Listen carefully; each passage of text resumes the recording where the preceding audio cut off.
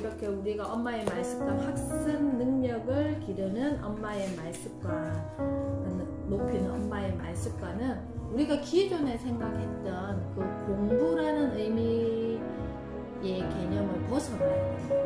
그래서 제가 아까 앞에 주저리 이야기했던 이런 것들도 하나의 그 영역이 될 수 있고, 엄마가 지금부터 알아야 되는 것들이 더 많아야 된다는 거예요. 왜냐하면 아이들은 이미 원주민이라 그랬잖아요. 그렇기 때문에 굳이 배우지 않아도 아이들은 그냥 알아요. 그렇지만 우리가 그 아이들과, 내가 지금 이렇게 같이 살아야 될 내 아이들과 대화가 되지 않을 어떤 시점도 온다라는 거예요. 그렇기 때문에 이 공부라는 개념을, 서준이 엄마 오셨어요. 우리 가 좀 이제는 다른 맥락으로 생각해야 될 것 같습니다. 그래서 이제 세 분 들어오셨으니까 책 읽기 수업 들어가겠습니다. 오늘은요, 아이의 학습 능력을 높이는 엄마의 말습관 첫 번째 시간입니다.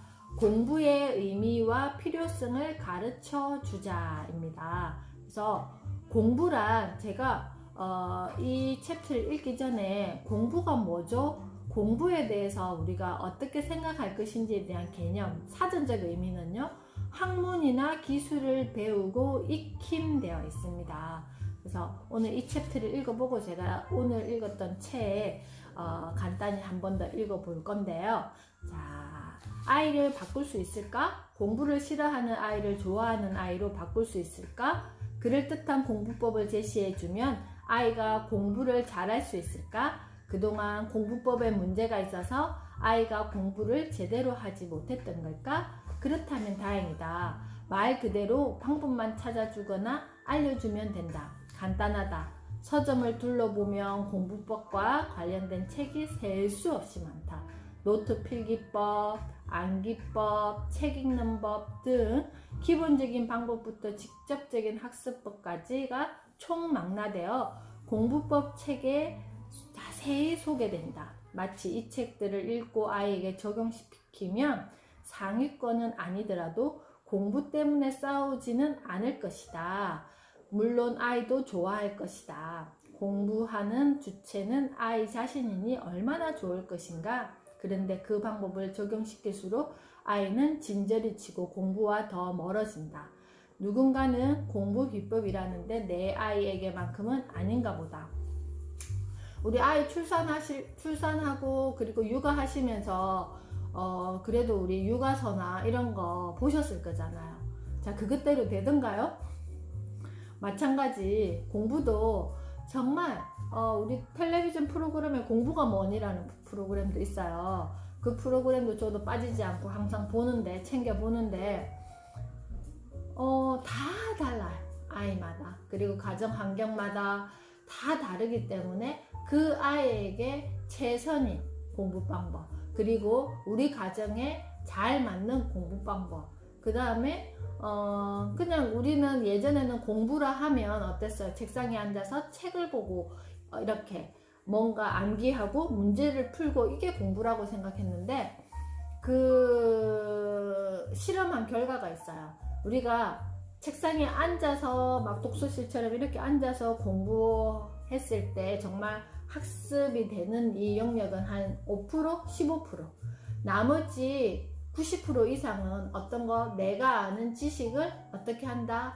말하기를 함으로써, 서로 말하기를 함으로써 그 지식이 내 것으로 이렇게 저장된다라는 어떤 그 연구 결과가 있습니다. 그것처럼 이제 공부는 책상에 앉혀놓고 문제집 이만큼 풀어야 돼, 그 다음에 뭐 이만큼 외워야 돼, 이거 하는 시대는 지나갔다는 겁니다. 그래서 이제는 그에 대한 개념부터 엄마가 바꾸셔야 돼요. 아빠가 바꾸시고. 그래서 우리 아이를 공부를 시키겠다를 책상에 앉혀두고 몇 시간 동안 무엇을 하게끔 만들겠다로 생각하시면 안 됩니다. 우리 누구는 공부하는구나. 아이에게서 공부할 마음이 우러나와야 한다. 그럴 기미가 보이지 않으니까 공부법이라도 알려줘야 하지 않느냐고 엄마는 반박할 수 있다. 일리 있는 말이다. 아이의 내면에 공부 의욕이 생겨 스스로 공부를 하면 아이도 좋고 엄마도 좋을 것이다. 우리 학창시절 한번 생각해 보세요. 우리 엄마들 공부 좋아하셨어요? 나는 공부할 때가 제일 행복했어요. 어땠어요? 솔직히 어떠셨어요? 저는 솔직히 초등학교, 중학교, 고등학교 때까지 공부 별로 좋아하지 않았어요. 그냥 학생이니까 하는 거 정도. 그래서 한 중간 정도의 어떤 위치에서 항상 이렇게 있었는데 정말 공부를 스스로 했던 게 정말 대학에서 공부를 할 때 제가 정말 공부다운 공부를 했던 것 같아요. 그리고 나서 꾸준히 공부를 했는데 처음에는 이제 4년제 대학을 떨어져서 전문대를 갔는데 전문대를 어디를 갔냐면 저는 임상병리과를 갔단 말이에요. 임상병리과가 무슨 임상병리사가 되는 과인데요.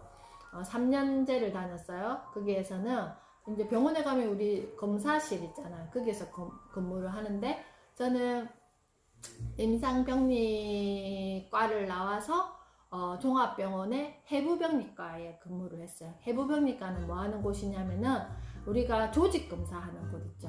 뭐 위 내시경을 해서 조직이 뭔가 이상 소견이 발생했을 때 병변을 알아내기 위한 검사, 그리고 뭐 위암에 걸려서 위를 이렇게 절제했을 때 그 토탈 이 위를 오기도 하고, 뭐 유방, 자궁 모든 장기에 대한 병변을 검사하는 곳이 해부병리과입니다. 그래서 해부병리과에 제가 근무를 하다 보니까 어떤 마음이 생겼냐면은 욕심이 생겼어요. 국제 라이센스를 한번 따보자 해서 해부병리사 그 국제 라이센스를 따기 위해서 이제 제가 어디를 들어갔냐면은 방송통신대학교 영어영문학과를 들어갔어요. 왜냐하면 국제 라이센스를 따려면 영어가 필요했기 때문에 병원 생활을 하면서 영어영문학과를 들어갔어요.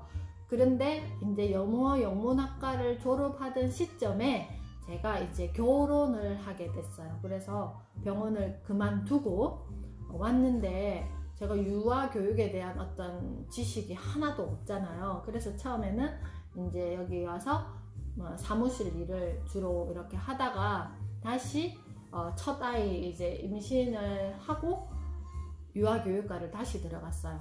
유아교육과를 다시 들어가서 근데 거기도 유아교육과 전문대를 이제 졸업하다 보니까 조금 더 공부를 해야 되겠다 싶어서 다시 방송통신대학교 유아교육과를 편입했어요.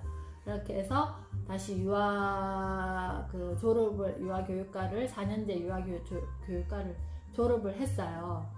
그때부터 저는 계속 공부가 이어졌던 것 같아요. 이렇게 뭐 대학교에서 뭐 학사, 뭐 석사 이런 뭐 학사까지는 받았지만 석사에 대한 공부는 하지 않았지만 제가 필요한 공부들을 꾸준히 지금까지도 하고 있는 것 같습니다.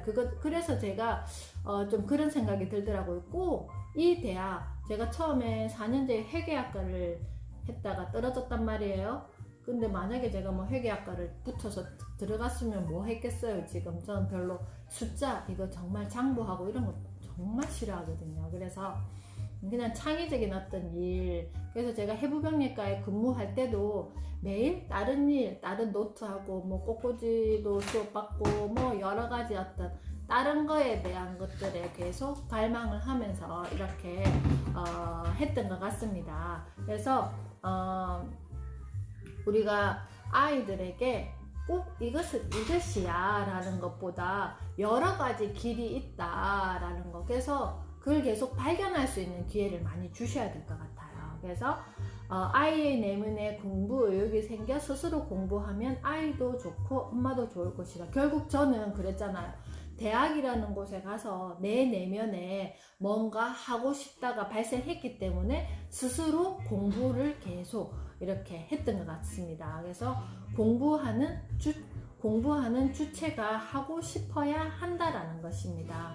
하지만 아이는 아직 자아를 형성하는 과정에 있어 이러한 명제를 온전히 받아들이지 못한다. 그래서 엄마가 아이의 공부에 개입해 다 너를 위해서 그러는 거야 라는 말을 변주까지 해가면서 반복한다. 너 잘되라고 그러는 거야? 공부해서 남줘? 다 내 거야 등의 말로 아이를 회유하고 설득한다. 딱 여기까지다. 이제 엄마는 시대에 맞춰 아이의 공부와 관련된 레퍼토리를 편곡해야 한다. 단순하면서도 아이에게 가능한 옥타브로 만들어야 수월하게 진행된다. 먼저 자, 여기 한번 우리가 줄 그어 볼게요. 아이의 마음에 집중해야 한다. 그래야 아이가 공부를 받아들인다. 아이가 공부를 받아들여야 공부를 왜 하는 거야? 라는 질문도 효과가 있다. 그렇지 않으면 여러 번 물어도 같은 대답만 나온다. 몰라요. 엄마가 하래서요. 하는 아이의 대답을 듣다 보면 말문이 막혀 오히려 물어보지 않는 편이 낫겠다는 생각까지 든다. 아이의 마음에 집중하면 엄마가 어떤 말을 해야 할지 알게 된다. 아이는 공부하는 어려움, 공부하기 싫은 자신의 마음을 엄마가 이해해 주기를 바란다. 아이도 공부는 해야 하는 것임을 알고 잘하고 싶어 한다. 그래서 공부 스트레스가 더 큰 것이다. 하기 싫지만 해야 하고 막상 하려고 하니까 재미도 없고 몸도 마음도 모두 힘들다. 그렇다고 엄마가 대신해 줄 수 없잖아? 라는 말은 팍팍하게 느껴지지만 사실이다. 엄마가 아이의 머리를 대신해서 공부할 수 없고 아이의 몸을 대신해서 진득하게 앉아 집중할 수도 없다. 하지만 엄마가 아이에게 해줄 수 있는 것이 있다. 바로 자 여기도 한번 우리가 줄을 쭉 그어볼게요. 아이의 정서를 채워주는 일, 할 수 있도록 추임새를 넣어주는 일이다. 알고 보면 아이의 기분이 학습 능력을 좌우한다. 막 기분 좋게 자기가 스스로 하고 싶어 하는 일은 아무리 옆에서 뭐라 그래도 어떻게 하겠어. 아이는 신나게 할 수 있어요.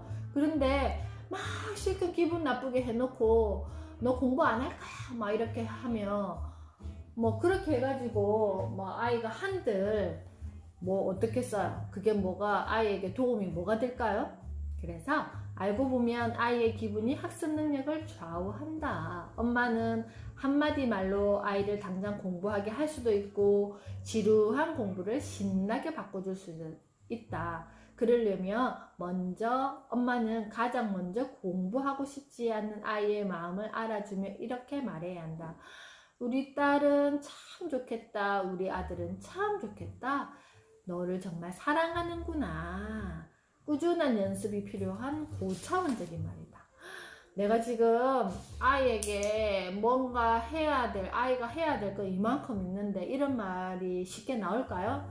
아직까지 우리 수인이 엄마는 아인이 엄마는 이게 무슨 상황인지 잘 이해하기 힘드실 수도 있어요. 그렇지만 우리 서준이 엄마는 또 준서가 있기 때문에 그리고 서준이나 준서가 또 어렸을 때 내가 욕심내 가지고 아이에게 뭔가를 시키고 싶었던 내 마음도 있잖아요. 그래서 보통 엄마들이 이제 4살쯤 되면 옆에 아이와 비교하기 시작해요. 그러면서 저 아이는 지금 뭘 하는데 5살쯤 되면 이제 글자도 읽는다 하면서 계속 내 조바심이 올라오기 시작합니다.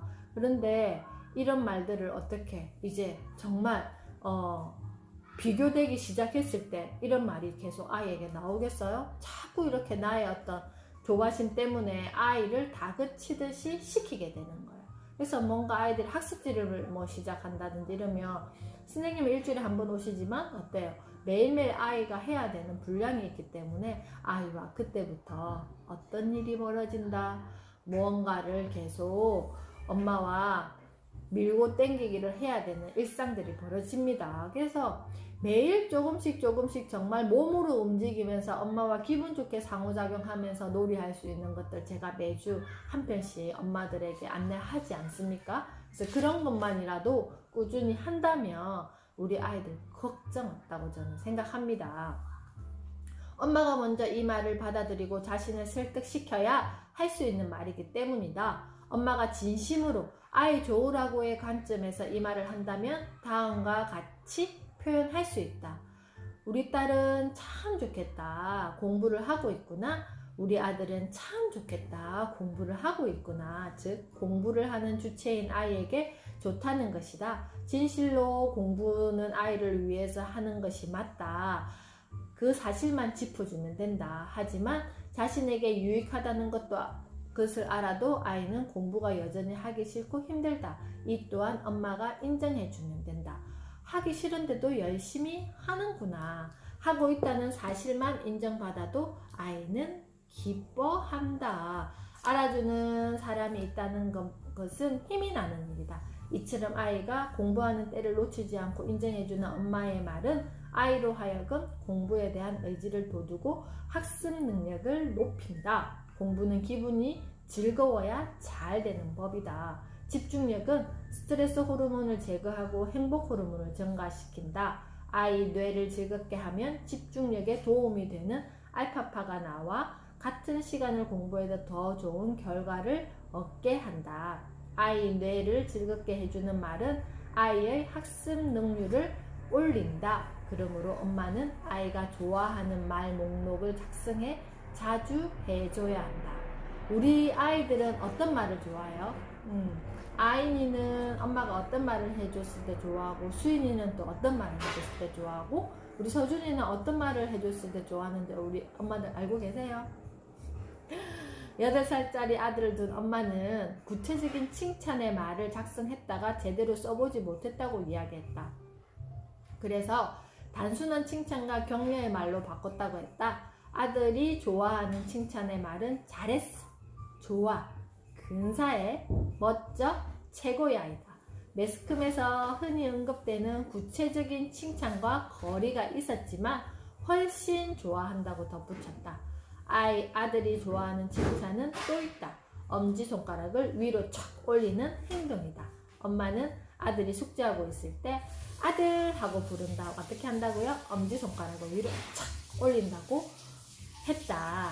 아들이 엄마 숙제 다 했어요 하고 검사를 받기 위해 가져오면 일단 양손의 엄지손가락을 모두 들어 올리며 우와 한마디 해도 아들은 의기양양해진다고 했다. 엄마는 구체적인 칭찬을 하려다 칭찬의 타이밍을 놓치면 안 된다. 아이가 좋아하는 칭찬의 말 또는 행동을 잘 기억했다가 적시했으면 효과가 높다. 엄마는 말뿐만 아니라 손짓과 몸짓 등을 총동원해 아이에게 진심을 전달해야 한다. 그죠? 이렇게 우리가 어떤 말을 해야 되는지는 아는데 어떤 타이밍에 어떤 말을 해야 될지는 이렇게 팍팍 바로 나오지가 않아요. 그래서 평소에 한번 이렇게 내가 우리 아이가 좋아하는 말을 쭉 우리 냉장고 제일 많이 보니까 냉장고에다가 탁 하나 붙여놓고 저번에 그랬잖아요. 내 감정에 대한 것도 어떻게 하느라 냉장고에 한번 쫙 붙여가지고 그날 하루 내 감정을 내가 알아주는 것처럼 우리 아이에 대해서 이렇게 뭔가 칭찬해주고 싶을 때 바로바로 나올 수 있게 이런 말 했을 때 우리 아이가 좋아하지. 잘했어, 좋아, 근사해, 멋져, 최고야 라는 말을 그냥 잘했어, 좋아, 근사해, 멋져 보다는 잘했어, 근사해, 멋져, 최고야, 좋아 이렇게 하면 어떻게 써요? 하는 나도 기분이 좋고 또 어때요? 듣는 아이도 기분이 좋고 엄마가 기분이 좋아 보니까 최고 칭찬 말을 좋아하네요. 왜? 맞아. 그래서 그냥 최고 이렇게 하지 말고 아이고 우리 서준이 최고 이렇게 한번 해주면 서준이가 그 말을 또 듣고 싶어서 어떻게 하겠어요? 우리 엄마가 저 말을 해줬지 하면서 또 그 행동을, 긍정적인 어떤 행동을 기억한단 말이에요. 그래서 아이들이 배변 훈련할 때도 막 아연이 엄마 오셨네요. 늦었어요?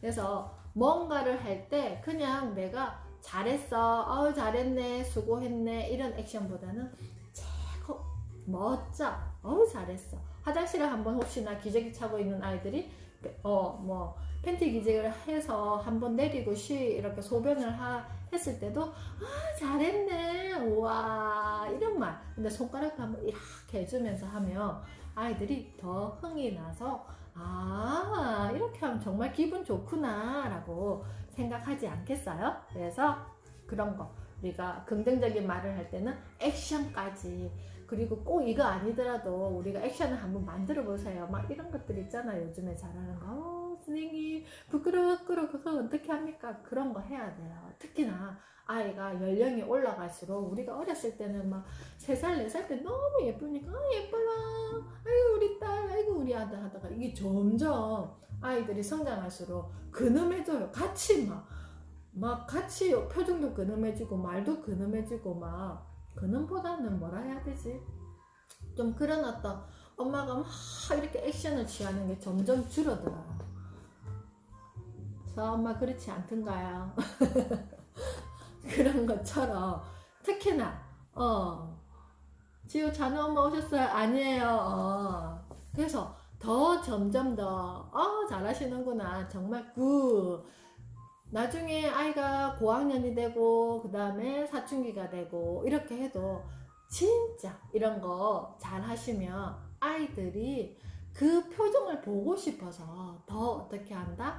엄마랑 스킨십 하고 싶어 하고 엄마랑 이야기하고 싶어 하고. 그래서 제가 막 닭살 돋지만 우리 딸에게도 엄청나게 막 그런 거 한단 말이야, 이불로. 그래서 그때 오히려 더 몸으로 뭔가 놀아주는 거라기보다는 몸으로 취하는 액션들을 아이가 성장하면 할수록 더 많이 해주시면, 처음에는 아이들이 조금 낯설어도 이게 뭐 엄마의 어떤 일상이면 그냥 재밌다, 엄마 또 그 표정 좀 해봐 하면서 자꾸 해달라고 그래요. 그렇게 기분 좋은 에너지를 가지고 아이가 무엇인가를 하게 된다면 어떻겠어요?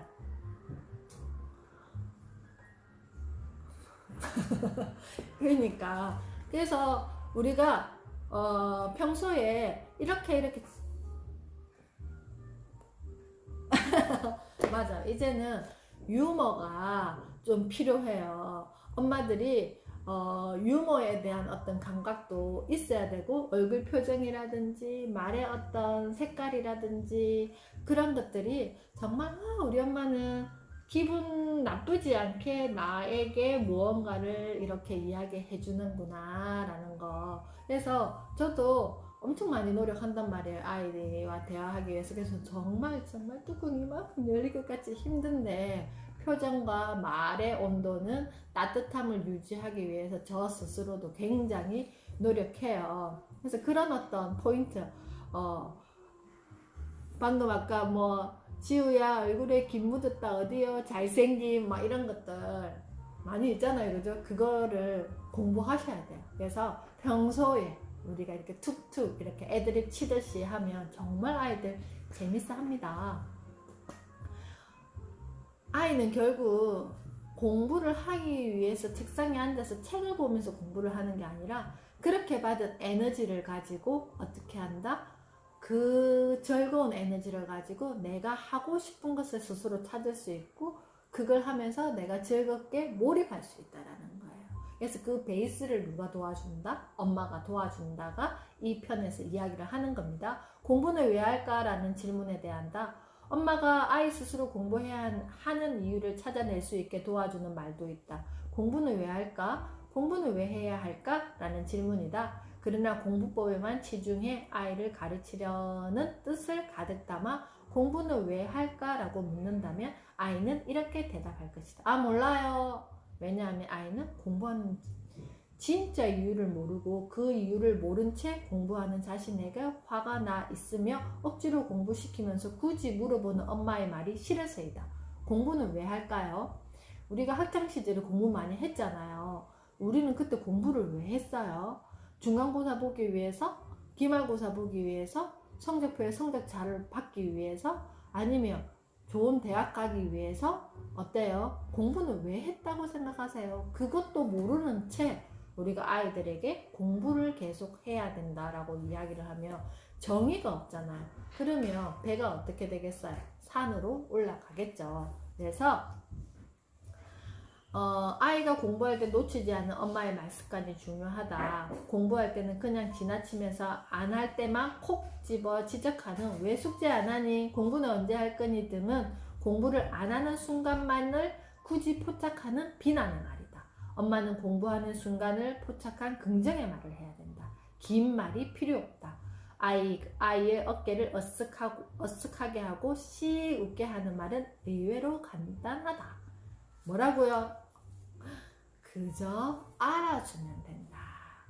엄마가 네가 하는구나, 숙제를 하는구나, 너가 지금 책을 읽는구나 라는 이런 어떤 기분 좋은 어떤 말의 느낌을 실어서 말의 느낌과 기분을 실어서 이야기해 주는데, 그래서 그저 알아주면 된다 했습니다. 그래서 우리 아들이 열심히 공부하는 모습을 보니 엄마 기분이 참 좋다, 고마워, 이렇게 애써서 그럴 때는 이야기 안 하셔도 돼요. 그럴 때는 톤을 이렇게 조금 이렇게 너무 막 이렇게 업 시켜가지고 하지 않고 그냥 편안하게 지나가듯이 그냥 하니까 엄마가 기분이 좋네, 고마워.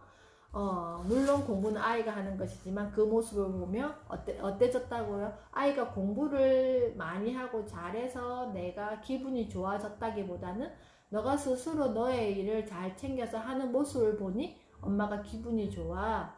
그래서 고마워. 그 마음이 고마워에 대한 걸 전달하는 거지. 네가 오늘 여기서부터 여기까지 하기로 했는데 네가 숙제를 다 해서 엄마가 기분이 좋아, 그리고 고마워, 이런 의미는 아니다라는 거예요. 그죠? 그래서 그 의미, 말의 온도, 우리 어제 배웠잖아요. 언어의 온도가 있다고. 관계에도 온도가 있어요. 그래서 그 온도를 잘 맞춰야 돼요.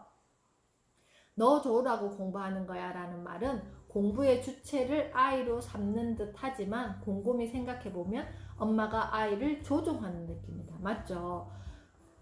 이까지 해서 엄마가 기분이 좋아, 그래서 고마워. 이거는 엄마가 이만큼 약을 쳐놨으니까 네가 내일도 이렇게 해야 돼 라고 막 약간 조종하는 느낌이 들잖아요. 그런데 그 뒤에 후자는 또 다른 느낌이죠. 네 스스로 그렇게 찾아서 하기 힘들 텐데 스스로 그렇게 해가지고 이만큼 너가 오늘 할 거에 대해서 너 스스로에게 약속을 잘 지킨 거에 대해서 엄마는 기분이 좋고 고마워 라는 거는 또 그런 느낌이 안 들어요. 이게 정말 미묘한 차이죠. 그죠? 반면 내가 공부하니 엄마도 좋아라는 말에서는 아이는 공부의 주체이며 그 모습을 지켜보는 엄마도 좋다는 선순환의 이 기운이라는 거예요. 기운이 느껴진다. 우리 큰애도 공부 안 해요. 안 했어요. 그렇지만 크기에 너무 중점을 두고 아이와 관계를 하면 정말 나중에 힘들어요. 그래서 안 하는 아이는 안 하는 아이대로 이 아이가 뭘 좋아할까, 이 아이는 뭘 잘할까 해서 시작해야 돼요. 그런 아이를 앉혀놓고 막 공부를 시키겠다고 작정을 하면 정말 나중에는 아이는 저 끝에 있고 엄마는 여기 있어서 서로가 눈 마주치기도 힘들 거예요. 그래서 평소에 아이에게 어떤 말로 뭐 공부가 아니어도 네가 하고 싶은 게 뭔지를 잘 이끌어 주셔야 돼요. 그래서 내가 내 공부를 하는 것이 우리 가족을 행복하게 만드네. 미국의 심리학자 에이브럼 매슬로우의 욕구 이론을 대입해보면 아이는 공부를 통해 애정과 소속의 욕구를 채우고 자신이 하는 일에 대한 기쁨과 자부심으로 자아 존중의 욕구도 충족시킨다. 그리고 계속 공부를 하면 욕구 이론의 최상위 단계인 자아 실현의 욕구로 나아간다. 이것은 학문 즉 공부의 궁극적인 맥락을 같이 한다. 공부하는 모습을 보니 참 좋아 라는 엄마의 평범한 말이 아이가 왜 공부를 해야 하는지에 대한 답을 내어주고 공부 의욕을 북돋워 자아 실현으로 나가게 한 셈이다. 그래서 계속 끄집어내줘야 돼요. 공부가 꼭 다 답은 아니에요.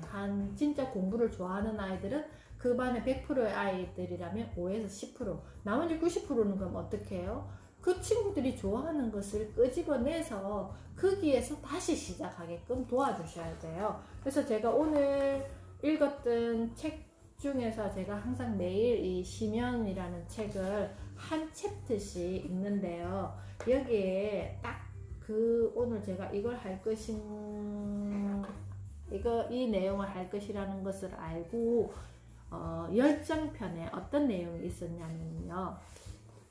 교육이란 결국은요, 나 자신의 어떤 내 안에 있는 교육이란 내 안에 있는 나를 어떻게 밖에 있는 나와 만날 수 있게 하는, 이게 끄집어내는 것을 교육이라고 합니다. 그래서 우리는 어떻게 보면 부모와 사회, 국가라는 공간과 21세기라는 시간의 교차점이 만들어낸 이 인연과 세계관 안에 살지만 대부분의 사람들은 이 세계 속에서 어때요? 편안함을 느끼죠. 그렇지만 그 외의 세상을 경험해 보지 못했기 때문에 그래요. 그래서 내가 가장 편안하다는 것은 내가 가장 그냥 여기가 그냥 다 알아졌다라는 거예요. 그렇지만 교육이란 이 편안한 세계가 결국 나 자신을 질식시키는 알이라는 사실을 깨닫도록 유도하는 자극이다.